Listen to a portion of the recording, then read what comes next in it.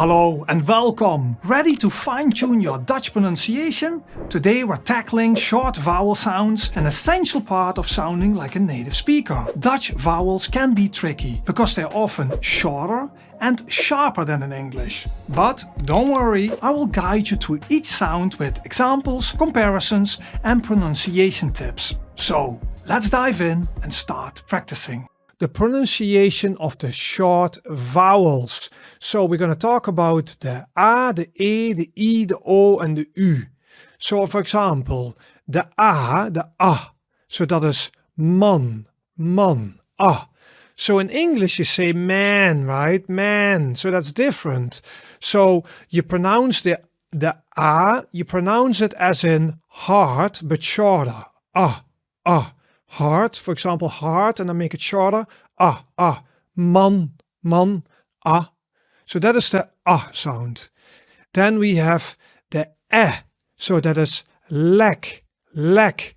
And leg means a leak, right? So it's the sound. So as in set, but shorter. So we have in English the word set, and now make it shorter. Set, set. Right? So leg, leg. So that is the sound. Then we have the I, for example in lip, lip. So in English the word is lip, lip.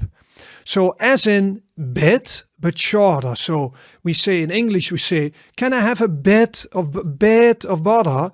And then it's longer, so you have to make it shorter. And then lip, lip. Good. Then we have o. So that is bot. Bot. And bot means bone. So as in hot but shorter. So hot is a bit long, so now make it shorter. Hot, hot.